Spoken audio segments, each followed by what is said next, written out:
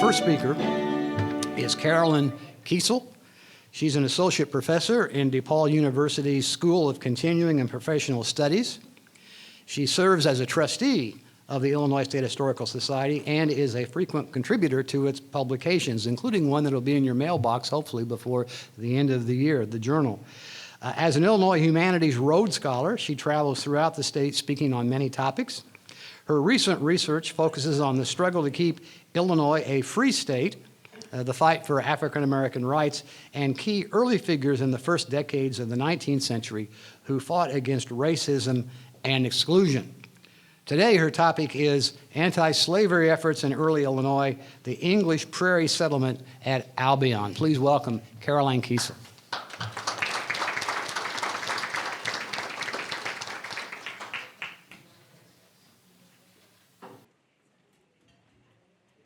Good morning. I am Caroline Kisiel. I'm an associate professor at DePaul University, and I am on the board of the Illinois State Historical Society. Very excited to be here among so many friends. I wanted to share, I've been working on Albion for probably Albion, Illinois, in southern Illinois, which I'll give you a little geography shortly, but I've been working on this town for probably around 15 years now, if not longer, actually maybe 20. I was working on a Ph.D. about British travel writers to the United States, to southern Illinois, the Ohio Valley and southern Illinois, and I'm from northern Illinois, and I was in England doing this work, and I discovered the works of Maurice Birkbeck. And I had never heard of him before, and maybe like many of you, you may not have heard of him, and you may not have heard of slavery in connection at all to Illinois. That was how I was. I grew up here, and it was fascinating to me. That was not the topic of my PhD, so I put a little bookmark in it, and then I started working on that after I got my PhD. So I've written about how these founders of the Albion settlement talked about landscape. I've done some publishing about that, and most recently I've written about this call for a constitutional convention in 1823 to 24. Our next speaker is going to be going in depth and talking about that, Bernie. And there, just a little plug, if you do get the Illinois Heritage, I did write about the call in the August-September issue, Bill, I think. And then my article coming out, hopefully in a few weeks, will also be about the convention. But I'm going to focus on the town of Albion. Albion is a small town in southern Illinois. So I wanted to give a little geographic representation. Is there anybody here from southern Illinois? Oh, yay! Yay! So I'm not from southern Illinois, so if I get anything wrong, you let me know. So I wanted to give a little geographic orientation to where Albion is. Far southeastern Illinois, near the Wabash River, current map in the middle. And then this map, which I absolutely love, is a map that was created for Maurice Birkbeck's travel logs in 1818. And it's just such a beautiful map that shows, it's very, as you know, there weren't photographs at the time. So how do you invite people to come to your settlement? So Albion was founded in 1817 by Maurice Birkbeck and George Flower. Not expecting you to read or memorize any of these. These are their works, though. Maurice Birkbeck was already a well-known writer in England. He had traveled to France, had written notes on a journey through France. He was searching for a place to immigrate to. And part of the reason is that he was really being constrained by not being able to own land in England. But he was also fervently anti-slavery. So as he began to think about the United States, his thinking was, I don't want to live anywhere where there is slavery. He had traveled with George Flower, quite a bit younger than him, not sure tracking here, but at least 20 years younger. And George Flower had not written anything during the early period, but did write a memoir, which I'll be sharing some pieces of, because he has some really interesting reflections on the time when they were founding the settlement. So by 1819, there were approximately 400 Englishmen and 700 Americans who had come to the area. Birkbeck had published 2 travel books concurrently in 1818, and they, just to give you a sense, they were republished, I want to say 11 editions went through. The notes are not in front of me right now, but they were so popular in England, and they were drawing scores of settlers from England who were having the same experience that Birkbeck and Flower were, not being able to own land, not being able to advance, and they were all thinking that they were against slavery. So they didn't want to settle anywhere where slavery was happening in the United States. Okay, here it is. So Notes went through 11 English editions in 2 years, Notes on a Journey from the coast of Virginia to the territory of Illinois, and German, French, and Dutch editions. Letters from Illinois, his other book, also published in 1818, went through at least 7 editions in the first year and translated into French, German in 1819. So I just share that because it tells you the popularity of Illinois in this time period. Okay, so I am maybe going to read some of this. We'll see. This is some excerpts from Birkbeck's book, Notes on a Journey from the coast of Virginia to the territory of Illinois. And he really talks about how they thought about slavery. He talks about looking for a mild climate, where he thinks he will find that. He says his search will be circumscribed to a narrow area, and I'm going to walk over here and actually read this. Circumscribe my choice within still narrower limits, for if political liberty be so precious that to obtain it, I can forego the well-earned comforts of an English home, it must not be to degrade myself and corrupt my children by the practice of slave keeping. So he was very clear that they were not going to settle anywhere where there was a presence of slavery. Now, meanwhile, Flower, who had not written in this period, he had come to the U.S. in 1816. He had visited with and wintered with Thomas Jefferson from 1816 to 1817. He bought land in Virginia because he loved the climate there. And then when Birkbeck found out, and Flower said, I bought this land, but you're probably going to object to it because it's in a slave state. And sure enough, Birkbeck did. Flower sold the land, and they continued on together to Illinois. They settled in the territory in Illinois. So we know Illinois became a state, 1818. By the way, happy birthday, Illinois. And it had been settled by the French, who had practiced slavery since the 1700s. But they didn't really seem to have a sense of that, because Birkbeck seemed to have this idea, slavery is not going to be in Illinois. Let's keep pushing further west and see if we can find that territory. So from the outside looking in, the federal law, the 1787 Northwest Ordinance, so he said, there shall be neither slavery nor, not Birkbeck, this is from the federal 1787 Northwest Ordinance, there shall be neither slavery nor involuntary servitude in the said territory, otherwise than for the punishment of crimes whereof the party shall have been duly convicted. Now, it does go on, but the important piece of this is that the Ordinance of 1787 applied to the territory northwest of the Ohio River. So this federal law was known nationwide, and of course, newspapers were the medium of the day. And so Birkbeck and Flower were thinking, well, we know there's not supposed to be any slavery in this area, so we're going there. Let's wait and see how that turned out. The reality on the ground was a bit different.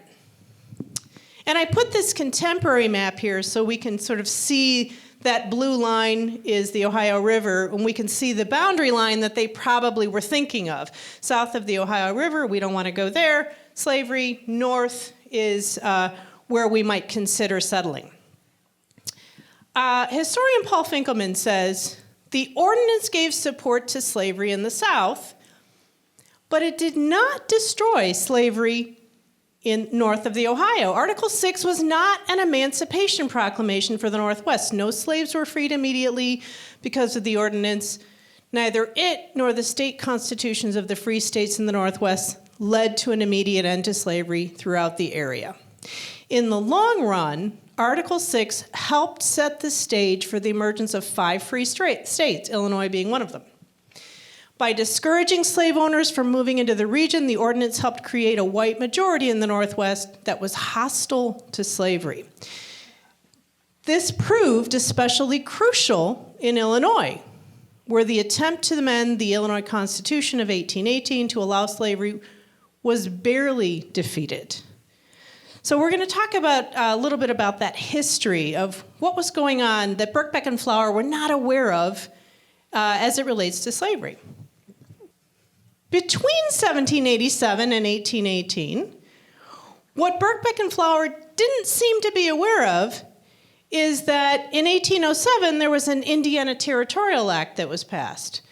And this concerned the introduction of Negroes and mulattoes into the territory. 1813, the Illinois Territorial Act prohibited free black immigration into the state.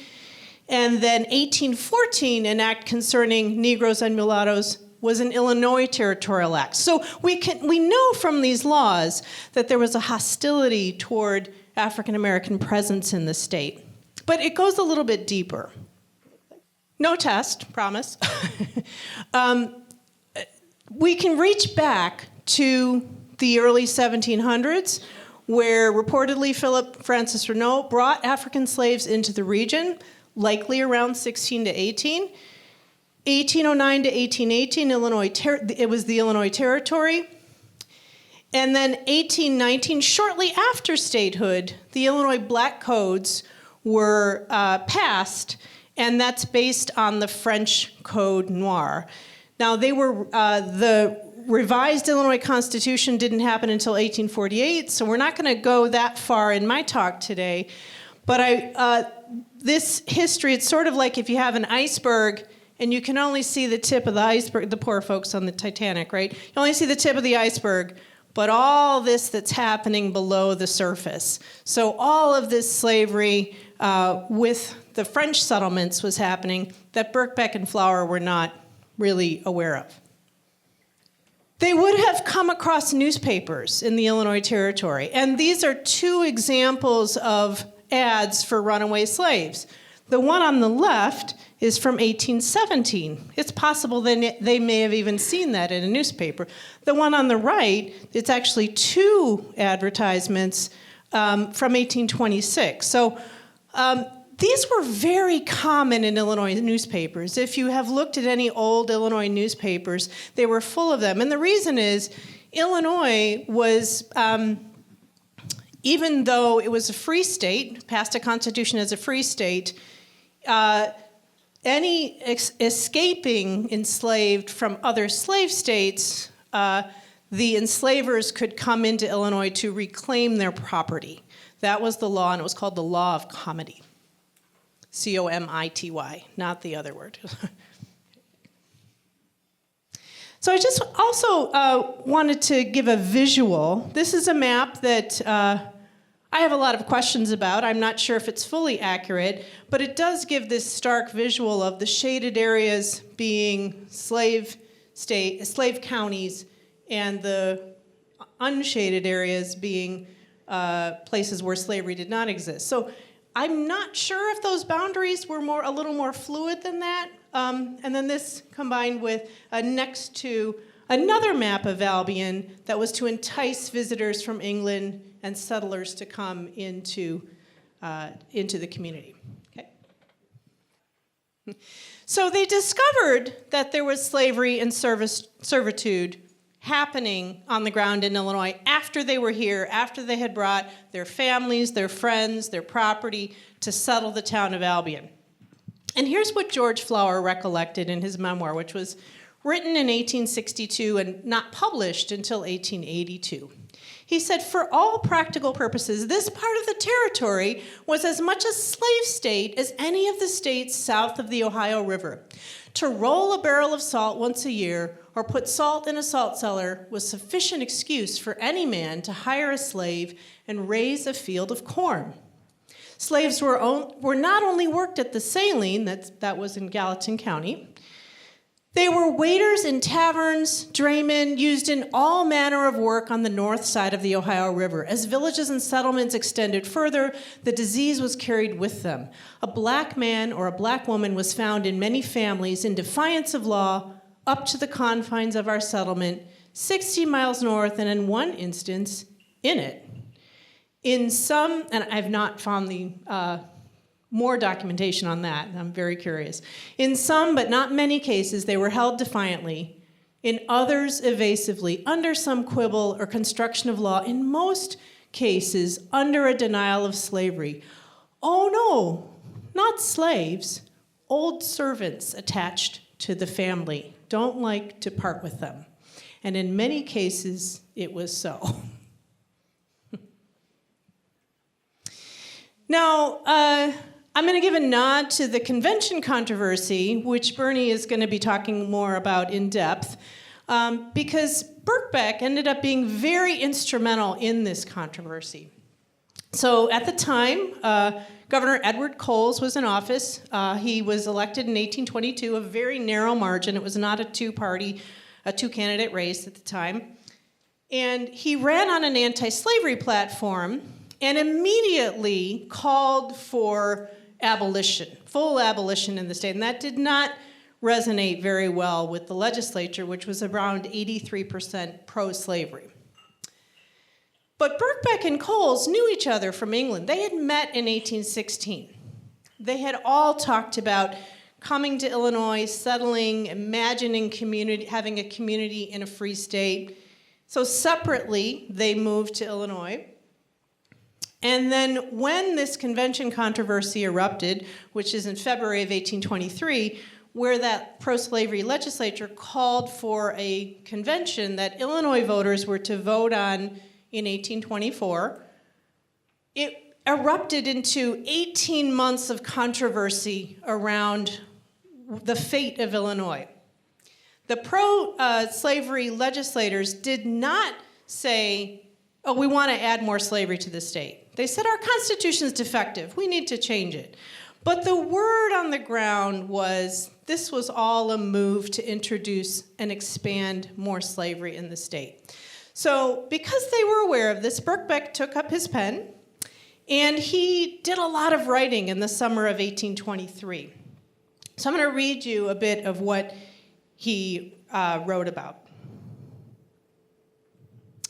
So he offered his services as a writer, and he wrote first under the pseudonym of Jonathan Freeman in the Shawneetown Gazette, Illinois Gazette, and the Edwardsville Spectator. And here's a few things he said. He claimed as a farmer to be trying to understand the merit of introducing slavery. Quote, you have not said how slavery is to do good to me and the like of me. The Kentuckians are as bad off for money as we are. Some say worse. He's trying to persuade people. He addressed safety issues.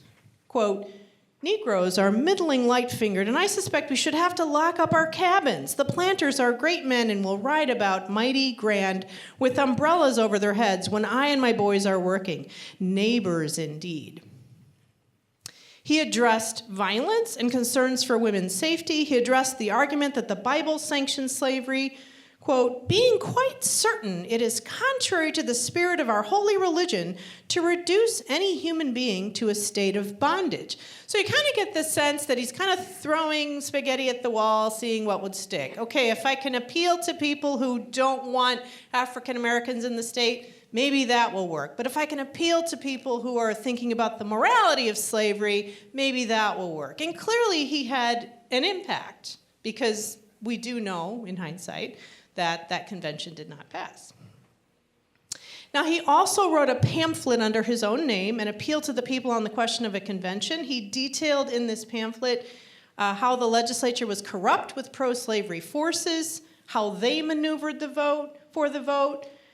He detailed who would be excluded from the state by slavery. He said voters should let slavery be in other deemed places in the Union. Keep it in other places. Don't let it into Illinois. We don't want to change the nature of Illinois. He addressed the fear that the black population might take over. And this was an argument at the time for not permitting slavery in Illinois, but allowing it in other states. And he asked his readers to, quote, think beyond this contest, to think not just of the Negro, but to the effect on all of humanity. He emphasized how slavery was a mindset that would be passed down, that there is an, quote, injury in the minds of those who live in a slave society, a habit and a chain that slavery creates that would be passed down through generations. We know Illinois voters voted down this call for a convention, but the vote results in Albion specifically were closer than Flower had expected. And here's what he said about that. It will be seen that the vote of our settlement was more nearly divided than might have been supposed. So those are the numbers in the first column. And it was an 18-vote difference in Albion for people who voted against the convention and people who voted for it. This may be accounted for in part from the larger number of poor Southern settlers in the Western precinct who were acted upon by the clerk of the court, Jesse B. Brown, and Sheriff Henry J. Mills, both pro-slavery men. So Flower then reflected on what he referred to as the, quote, Negro question. And this is also from his memoir. The Negro question, having been settled by the state vote governmentally, came upon us individually in no pleasant way. In these bickerings and disturbances, whether political or personal, we should always bear in mind the difference of feeling that exists between Englishmen and Americans toward the African race. Englishmen, never having witnessed in their own country suffering, destitution, and degradation connected exclusively with any peculiarity, connected with the cuticle of any color. Americans, on the contrary, North as well as South, retain the old colonial feeling of hatred to color. In our own neighborhood, the recent contrast left the feelings sore. A grudge was owed to us. We had pitilessly exposed and zealously fought the pro-slavery party. Okay. Finally, his final reflection on this, I think, really speaks volumes. It was no wonder that we felt deep interest and manifested much excitement on the convention question. We had chosen, as we thought, one of the freest governments in the world and one of the freest states in the Union. And because it was new and free for our future residents, we had brought to it our property and our families, and to be there betrayed into the jaws of slavery excited our indignation and determined opposition. So this really gives a sense of how both Flower and the community members were feeling at the time when they felt really betrayed as they had chosen their new community in Illinois. Now, I'm going to move on to talk about another aspect of the Albion community that is definitely related, and this is the fact that they welcomed free blacks into their community, and this was in the 18-teens and 1820s. So this was a very unique community at this time, and it was an early attempt at a biracial community, and it was a dream that George Flower had. So I'm going to read a little bit of what George Flower had to say. 3 black men and their families, Gilbert Burris, Neptune Calvin, and Matthew Luther, came from the neighborhood of Carmi for employment. They appeared to be very decent men, had been brought up in the habits of industry and sobriety by the Shakers, by whom they were emancipated and brought to this state. Their papers were examined, found to be regular, and were recorded. Now that was, every free African American had to carry a certificate of freedom to be able to show that they were free. To us it made, skipping ahead here, To us, it made no difference, black or white. If they did our work, we paid them their wages. Whenever they or their little property received injury from willful theft or violence, I gave them protection. I soon found this in some sort to be an offense. So we're going to see what happened. So he rented land on the usual terms, 10 bushels of corn to the acre. I soon found this in some sort to be an offense, and to my surprise, by some Eastern men as well as Southern, we were verdant in those days, and did not know that black men had no rights, that white men, it's cut off here, white men need respect. And that's a quote from, he's recollecting, this is from the Dred Scott decision from 1857, where Justice Taney wrote that in his decision, defeating Dred Scott's claim. So I'm not going to read all these, but I'm going to tell you what this is. These are excerpts from different places in George Flower's memoir. By the way, History of the English Settlement, founded by Morris Birkbeck and George Flower. You can find it free on Google Books, and so you can take a look at it yourself. These are different instances where Flower and his family talked about being harassed for defending the rights of these free blacks. And I'll just read you a few little excerpts. Kidnapping of whole families of free blacks in the south of Indiana was no uncommon thing, and of course they're right by Indiana. The moral sense of the community received no shock at such outrages. A horse thief was held to stricter accountability than a man thief.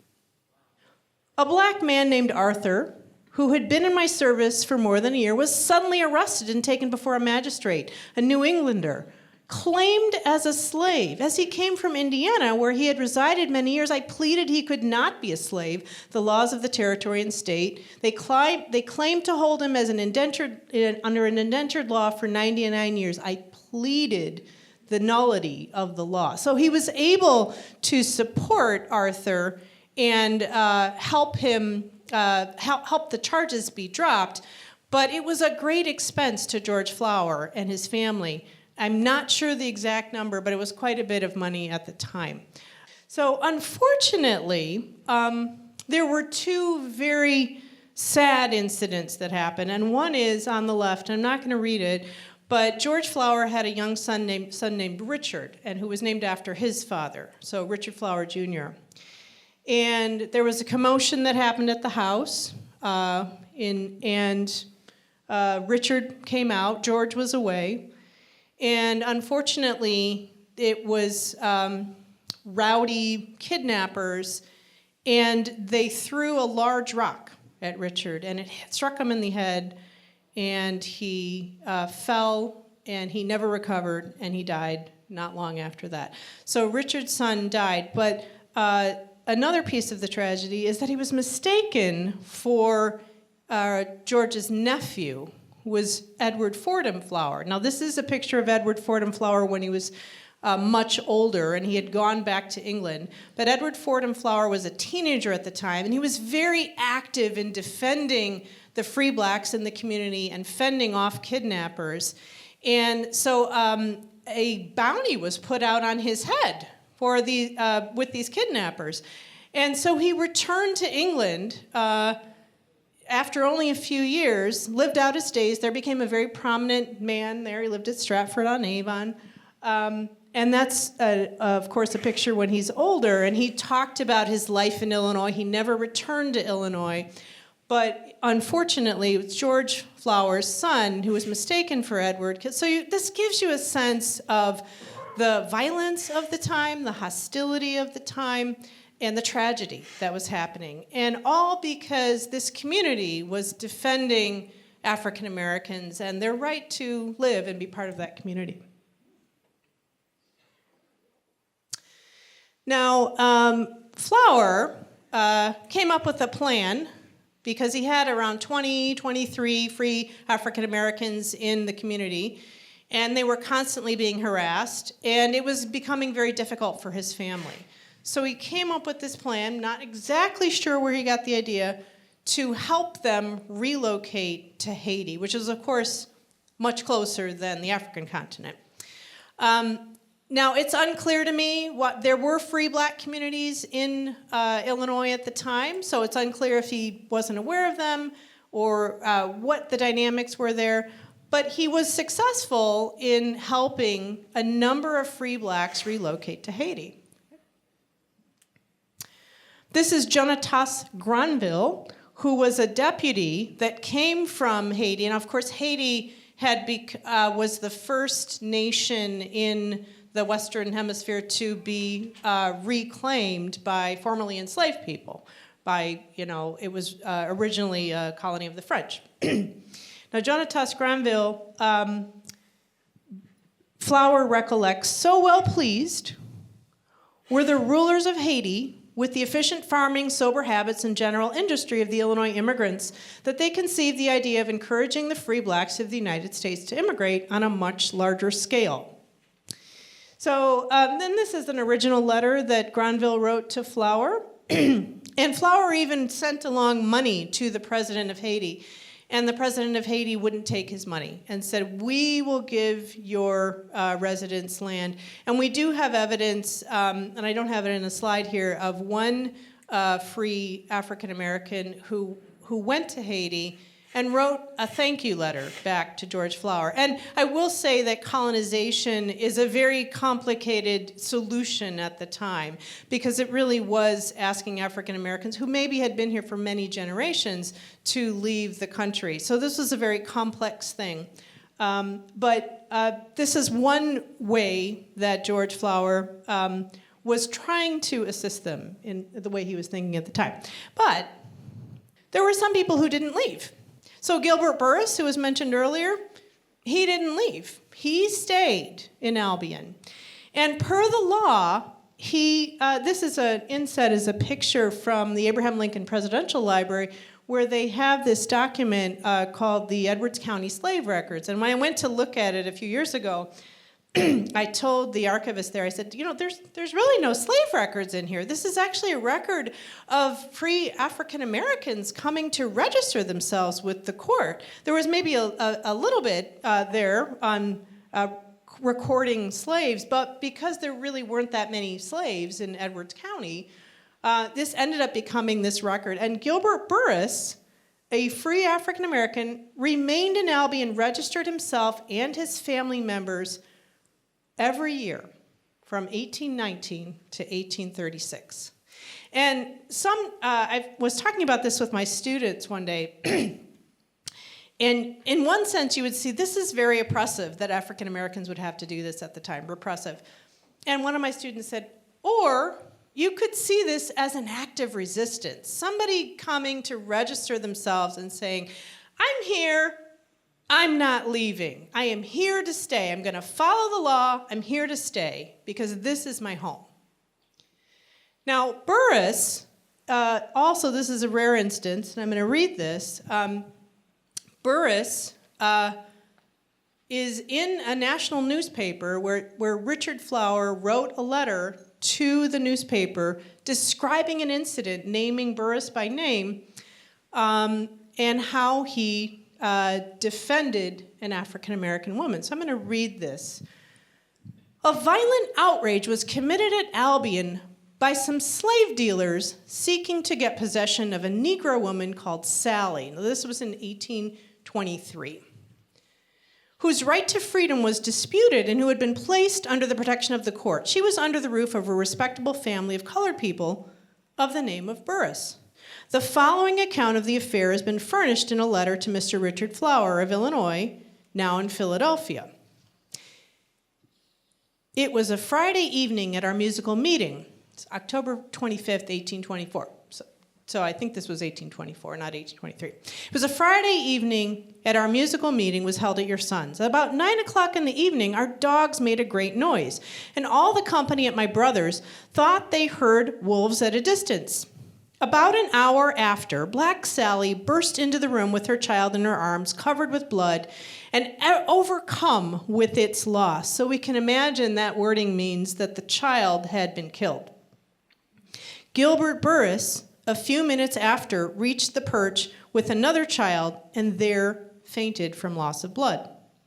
and heard struggles and fierce combat. He was followed by his wife with his third child. As soon as they recovered enough, they stated that about an hour before, Burris's house was violently attacked by 5 men, and after much banging, they split the door in 2 pieces and with violent blows fell on Burris, who, aided by his wife and Sally, defended themselves for a long time until Mrs. Burris wrested the rifle from one of the assailants, with which Burris felled him to the ground. They called to them for a truce, the slave dealers.